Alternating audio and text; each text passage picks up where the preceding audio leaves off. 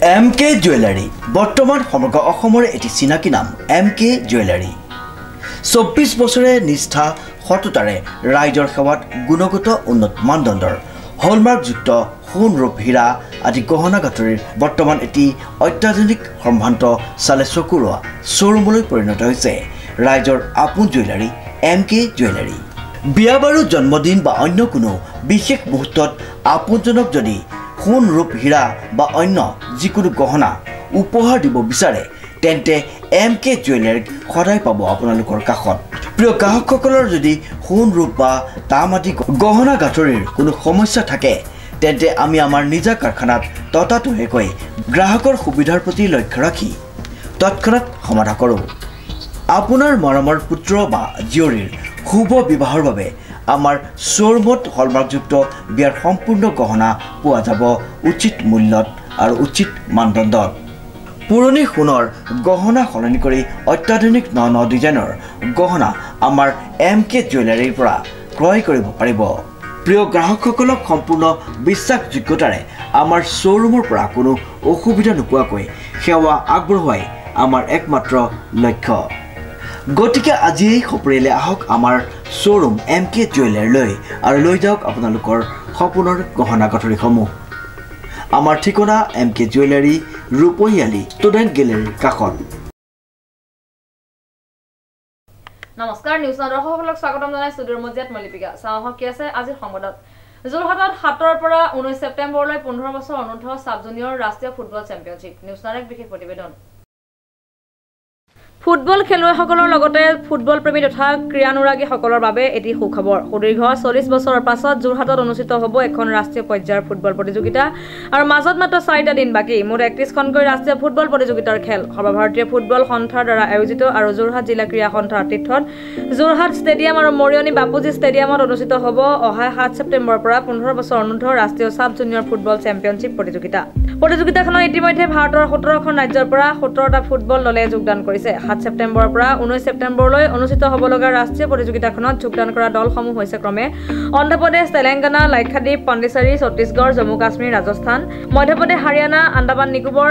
হিমাচল প্ৰদেশ ত্ৰিপুৰা ছিকিম অসম উত্তৰাখণ্ড তামিলনাডু আৰু চণ্ডীগড় দলে 7 ছেপ্টেম্বৰ দিনা বিয়লি 2:30 বজাৰ পৰা শুভ আৰম্ভ হ'ব লগা প্ৰতিযোগিতাখন উদ্বোধন কৰিব কেন্দ্ৰীয় মন্ত্ৰী তথা অসম অলিম্পিক সন্থাৰ সভাপতি সৰ্বানন্দ সোণোৱালে লগতে উপস্থিত থাকিব অসম ফুটবল সন্থাৰ সভাপতি নৱ দলে প্ৰতিযোগিতাখনৰ প্ৰাৰম্ভিক পৰ্যায়ৰ লীগৰ খেলসমূহ মৰিয়নিৰ বাপুজি ষ্টেডিয়ামত অনুষ্ঠিত হোৱাৰ বিপৰীতে উদ্বোধনী আৰু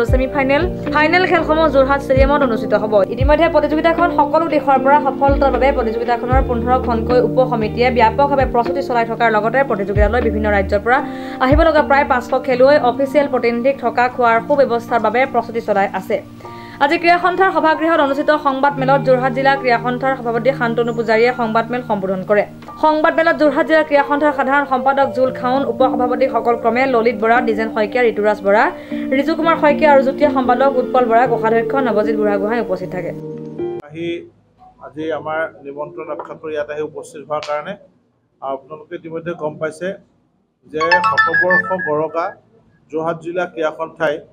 এইবাৰ এটা নেশ্যনেল ইভেণ্ট ফুটবলৰ এখন প্ৰতিযোগিতা অনুষ্ঠিত কৰিবলৈ ওলাইছে অহা 7 ছেপ্টেম্বৰৰ পৰা অল ইণ্ডিয়া ফুটবল ফেডাৰেশ্যন যাক আমি AIFF বুলি জানো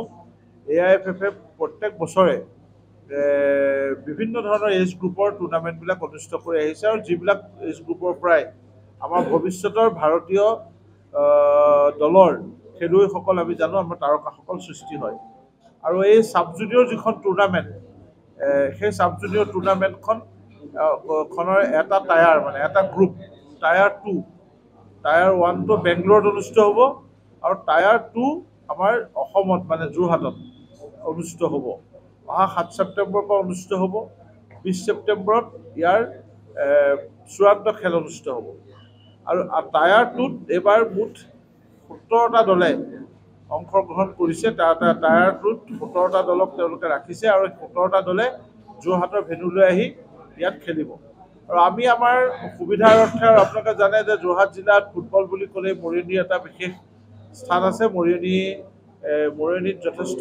ধৰণে ফুটবলৰ এটা যিটো প্ৰেম সেই প্ৰেমটো মৰিয়নিত আছে মৰিয়নি লিগতো যথেষ্ট লোকৰ সমাৱেশ হয় সেইকাৰণে আমি মৰিয়নিত এই ফুটবলৰ প্ৰতি যিটো আকুলতা আছে সেইকাৰণে আমি মৰিয়নিত এটা আমাৰ ভেন্যু ৰাখিছোঁ। যোৰহাট আৰু মৰিয়নি, যোৰহাট ষ্টেডিয়াম আৰু মৰিয়নিৰ বাপুজি ষ্টেডিয়াম, এই দুই ঠাইত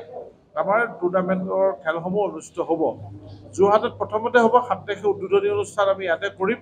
আৰু আমাৰ মেচ কমিশ্যনাৰ ইতিমধ্যে ইয়াৰ যিজন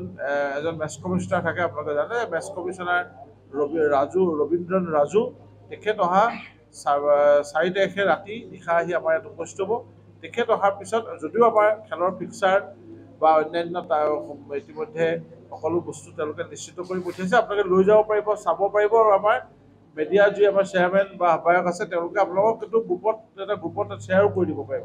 ইয়াৰ পিছতে আমাৰ প্ৰেছ মিটখনৰ পিছতে আপোনালোকে লৈ ল'ব পাৰিব। ইয়াৰ সম্পূৰ্ণ সূচী আমাৰ হাতত আছে।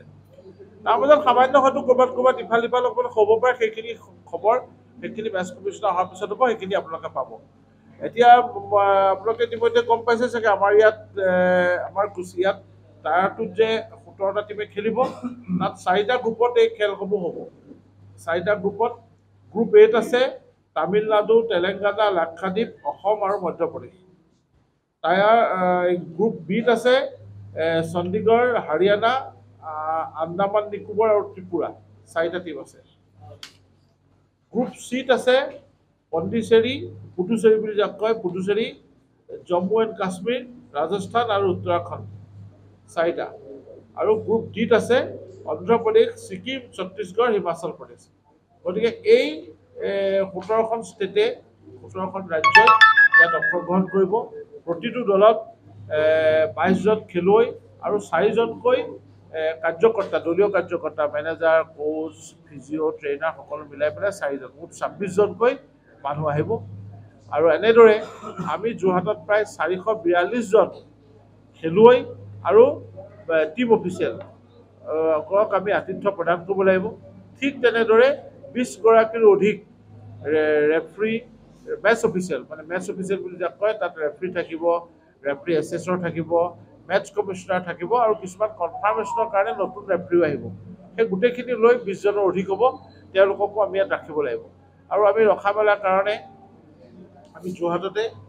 বিভিন্ন ঠাইত আমি কথা বতৰা পাতি আছোঁ, ঠিক কৰিছোঁ। আৰু আপোনালোকে দেখিছে যে আমাৰ ওপৰ মহলাটো আমি যোৰহাটত যিহেতু আমাৰ কিছুমান অসুবিধা আমি কেতিয়াবা ভোগ কৰোঁ, বিভিন্ন ধৰণৰ টুৰ্ণামেণ্ট বা খেল অনুষ্ঠিত কৰোঁতে আমি ATPA টুৰ্ণামেণ্টটো আমাৰ এটা এনুৱেল ইভেণ্ট আছে। আমাৰ বহুত পইচা আমাৰ হোটেলত আমি কেতিয়াবা খৰচ কৰিব লগা হয়, দিব লগা হয়। সেইকাৰণে আমি আমাৰ ওপৰ মহলাত আমি দুটা ডৰমিটৰি কৰিছোঁ, যাতে অন্ততঃ 2টা টিম আমি ইয়াত ৰাখিব পাৰোঁ। বাকীখিনি আমি আৰু যোৰহাটৰ বিভিন্ন ৰাইজ আৰু অনুষ্ঠান প্ৰতিষ্ঠানৰ সহযোগত আমি অন্যান্য ঠাইত ৰখাৰ ব্যৱস্থা কৰিছোঁ। আৰু ল'ৰাবিলাকৰ সৰু ল'ৰা থাকিব, গতিকে তেওঁলোকৰ খোৱা বোৱা বা থকা মেলাৰ ক্ষেত্ৰত আমি বিশেষভাৱে মন কাণ দিব লাগিব। গতিকে সেইখিনিয়ে হ'ল আমাৰ আপোনালোকৰ আগত ক'বলগীয়া বিষয়। মই বিষয়খিনি আগবঢ়ালৈ বাকী যিখিনি আপোনালোকক মেচৰ টাই ড্ৰ বা অন্যান্য বিষয়খিনি আপোনালোকে আমাৰ হোৱাটছআপ যোগে আমাৰ চেয়াৰমেন, মিডিয়া কমিটিৰ চেয়াৰমেন আমাৰ ৰিজু শইকীয়া ডাঙৰীয়া, যিহেতু আমাৰ যোৰহাট জিলা ক্ৰীড়া উপ সভাপতি, আৰু আমাৰ বিৰাজ বৰুৱা, তেওঁ আমাৰ আহ্বায়ক মিডিয়া কমিটিৰ, গতিকে তেওঁলোকৰ পৰা আপোনালোকে পাব। আমাৰ ক'বলগীয়াটো ইমানেই। যোৰহাটৰ পৰা Srimanta Madhab Baruah, report news now 24/7।